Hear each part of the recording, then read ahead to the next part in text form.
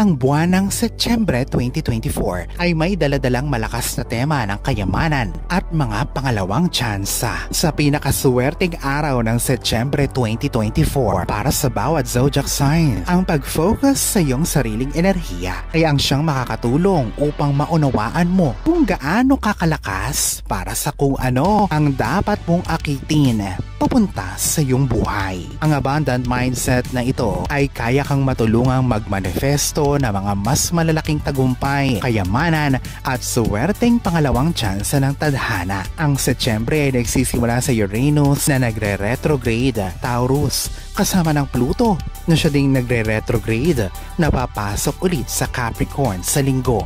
Ito ay sa September 1. Ito ay isang malakas na enerhiya na siyang gagawing parang ang lahat ay nabago sa loob lamang ng magdamag. Ang Uranus retrograde ay hinahayaan ka na maproseso ang mga kasalukuyang kaganapan at pati na ang mga oportunidad sa iyong buhay. Habang ang Pluto retrograde sa Capricorn ay tinatawag ka upang tunay na mailabas at matapos na ang isang importanteng yugto sa iyong nakaraan. Ikaw ay makakaranas ng malalaking kalayaan kasama ng mga paalaala sa kung ano ang mahalaga, habang ang Mars ay papunta sa Cancer September 4. Habang ang Setyembre ay isang breakthrough month, lalo na sa marami pagdating sa pananalapi.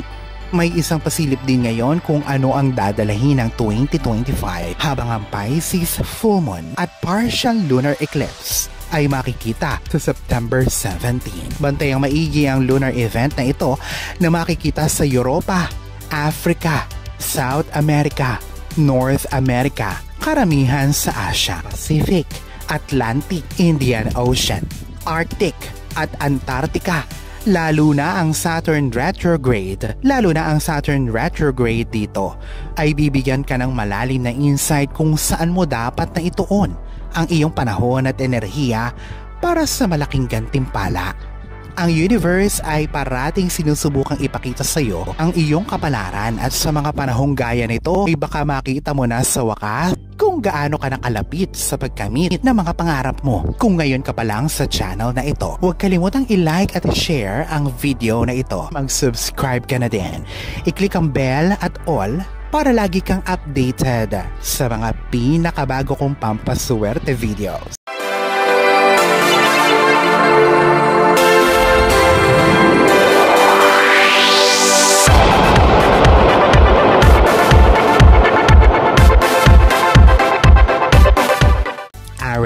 Ang kagandahan ng pagdaloy ng pananalapi para sa iyo ay babalik ulit sa Setyembre, habang ikaw ay nag-uumpisang mas magkaroon ng panahon upang maproseso ang mga pagbabago at ganoon din ang mga kasalukuyang mga ideya upang makapag-generate ng mas malaking income. Mga bagay-bagay para sa iyo sa linggo ay magiging maganda ang daloy dahil sa Uranus retrograde sa Taurus. Tandaan na makinig sa iyong sarili at huwag matakot na sumubok ng bagong ideya upang makagawa ng progreso para sa kung anuman ang mga hinahangad mo.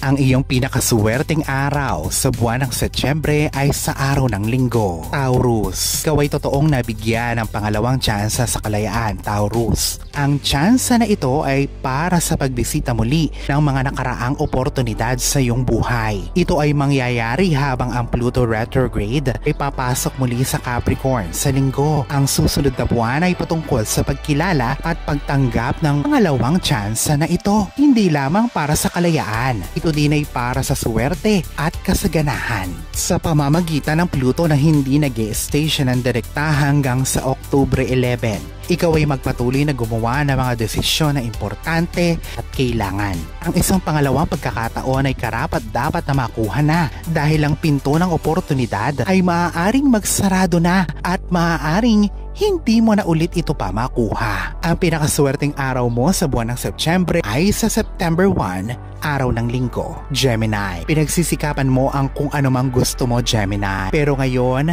ikaw ay makikita mo na kung saan papunta ang kasipagang iniaalay mo. Dahil ang Saturn ay papunta sa iyong house of career. Ikaw ay mas pinagtatrabahuhan at binibigyan ng panahon upang makapaghanda para masigurado ang iyong tagumpay. Habang ang Pisces full moon at partial lunar eclipse ay mangyayari sa Martes, September 17, ikaw ay magkakaroon na ng tsansa na makita kung saan ka papunta. Ito ay ang gusto mong patunguhan. Kuhanin ang oportunidad na ito na maging dedikado sa iyong purpose o layunin. Dahil regardless na kung ano man ang landas na tahakin mo, ang parehong landas na ito ay ang siyang magdadala sa iyo sa tagumpay. Importante din na huwag sumuko o huminto. Habang nasa prosesong ito, ang mga gantimpala ay maaaring mas matagal. Ngunit manatiling naniniwala dahil ang lahat ng ito ay tama lang na hindi mo pabayaan. Ang iyong pinakaswerteng araw sa buwan ng Setyembre ay sa September 17, araw ng Martes. Cancer. Nakatadhana ka para sa malalaking bagay, Cancer. Kailangan lamang na mag-umpisa ka na sundan mo ang mga pangarap mo. May isang kasalukuyang tema sa iyong buhay ang siyang ginagawa kang siguraduhin na inuuna mo ang iyong sarili bago muna ang lahat at sino man. Hindi naman ito dahil sa ang sariling tagumpay mo lamang ang mahalaga, pero deserve mo na malaman na ikaw ay nasa buhay na ang mga hinihiling mo noon ay nandiyan na at karapat dapat ka. At habang mas inuuna mo ang iba, ito ay mahihirapang mangyari. Ang Mars ay papunta sa Cancer sa Miyerkules, September 4, na siyang magpupuno sa iyo ng katapangan, determinasyon at ang pagdanais na kumilos para sa mga pangarap mo. Ang Mars ay talagang nakaka-motivate, kaya importante na piliin mong magritual sa enerhiyang ito. Ano man ang pinagdadaanan ng iba, importante na isipin mong mas mahalaga na ang iyong tagumpay ang mas mahalaga o importante at ikaw ay sumulong na. Partikular kung ikaw ay magbabalik na sa trabaho o magsisimula muli sa bagong landas. Ikaw ay karapat-dapat hindi lamang sa tagumpay kundi sa pag-alam din na ikaw ay may divine purpose sa buhay. Ang iyong pinakaswerteng araw ay sa September 4, araw ng Miyerkules. Leo, panahon na para yakapin ang isang bagong simula, Leo. Pero dapat mong tandaan kung ano ang halaga mo. Ang new moon sa Lunes ay magdadala sa iyo ng bagong simula pagdating sa pananalapi mo at tutulungan kang mas kumita pa at akitin pa ang mga pangarap mo. Ang panahon ng Virgo ay patungkol lamang sa mga plano. Kailangan mong maging malinaw ngayon sa kung anong bagay ang dapat mong gawin para mas umakit ka pa ng kayamanan sa iyong buhay. Magsisimulang makita mo na din sa sarili na ang pag-alam sa halaga mo ay may malaking papel sa kung ano ang kaya mong malikha. Ang pag-alam sa kahalagahan mo ay ang siyang nagbibigay kumpiyansa sa iyo na gumawa ng mga malalaking hakbang at pati na din ang mga risk o panganib sa iyong buhay. Ikaw ay nagtitiwala na karapat-dapat ka sa mga tagumpay. Ang iyong pinakaswerteng araw ay sa September 2, araw ng Lunes. Virgo, ang universe ay sinusubukan na buksan ang isipan mo sa mga bagong posibilidad, Virgo. At sa wakas, ito ay magagawa mo na sa Setyembre. Ngunit ito ay mula sa pagkakaroon ng abilidad na kumilos para sa ikabubuti ng lahat. Ikaw ay makakatanggap ng isang offer o oportunidad na may kapangyarihan na magdala ng mas maraming pera papunta sa iyong buhay. Ito man ay mula sa kasalukuyang trabaho o isang hindi inaasahan na investment opportunity. Importante din na matandaan na hindi mo gagawin itong mag-isa. Mag-focus sa pagbuo ng koneksyon o pati na din ang pagdala ng iyong romantic partner sa iyong negosyo upang magkaroon ng suporta na kailangan mo para magmanifesto ng tagumpay na ninanais mo. Minsan ay mas magandang pagtrabahuhan ng mag-isa ang pangarap, pero ito ay sa nakaraan na. Pero ito ay dahil sa nakaraan na hinayaan ka nilang bumagsak. Kumuha ulit ng tsansa. Ang pagkakaroon ng tamang tao sa tabi mo ay may magandang maidudulot. Ang pinakaswerteng araw mo sa buwan ng Setyembre ay sa September 26, araw ng Huwebes. Libra, ang Jupiter sa Gemini ay hinihimo ka na lumabas sa iyong comfort zone. Marahil ay Nakakatakot na yakapin ang pagbabago, lalo na kung ikaw ay nag-aalinlangan na malaman kung ano ang totoong kahulugan sa pagyakap sa iyong kapalaran. Hindi lamang ikaw ay pinipilit na mag-invest sa buhay na gusto mo, ngunit mag-umpisa ka na din na piliin mo na ang iyong sarili. Habang ang Mars ay nagbabalik sa Cancer sa Miyerkules, September 4, ikaw ay makakaramdam na dapat mong bigyan o paglaanan ng panahon at enerhiya ang iyong career. Ang enerhiyang ito ay hustong nakatali sa abundant transformation na ibinibigay sa iyo ng Jupiter sa Gemini. Ang iyong pinakaswerteng araw sa buwan ng Setyembre ay sa September 4, ito ay sa araw ng Miyerkules. Scorpio, bilang isang zodiac na hindi lumalayo sa mahirap na trabaho, maaari ka nang mag-umpisang mag-work smart. May parte sa iyo mula sa trabaho dahil sa pakiramdam na lagi mo dapat na ipaglaban ang kung ano mang gusto mo o sa pakiramdam mo ay karapat-dapat ka. Umpisahan mo ng pag-isipan ang klase ng approach mo sa career, finances, paggalak sa iyong self-worth. Mas nararamdaman mo na dapat kang may ipaglaban upang manatili sa taas ay mas hindi ka-aligned sa iyong katotohanan. Imbes na lagi mo itong ipagmatigasan ay magtiwala ka na lang sa proseso. Ang pagiging matalino imbes na magpakahirap ay nagsisimula sa pagpili mo sa pagbabago mula sa paghihirap punta sa pag-unlad. Sa huli, ikaw pa din ang tunay na magdedesisyon. Ang iyong pinakaswerteng araw sa buwan ng Setyembre ay sa September 8, araw ng Linggo. Sagittarius, normal na sa iyo ang pagkakaroon ng pangalawang pagkakataon. Sa totoo lang, nabubuhay ka para asahan mong mangyayari ito. Habang ito ay kadalasang gumagana para sa iyo sa nakaraan, sinisigurado mo naman na ikaw ay hindi kumikilo sa garantiya na anuman ang piliin mo, ikaw ay mapupunta pa din pabalik sa kung ano ang nakatadhana sa iyo. Mabuti ang universe. Ayan itong gawin ang hindi mo aktibong sinusubukang mangyari sa sarili mo. Habang ang Mercury ay nagbabalik sa Virgo sa Lunes, ang mga temang may kinalaman sa iyong career mula July at August ay mangyayari ulit at muli ay magpapakita ang isang importanteng oportunidad. Subukan na panatilihin sa isipan na hindi lahat ng pagkakataon ay magbabalik. Kailangan mo nang magdesisyon kung ano ang gusto mo at hindi lamang ang kasalukuyang punto.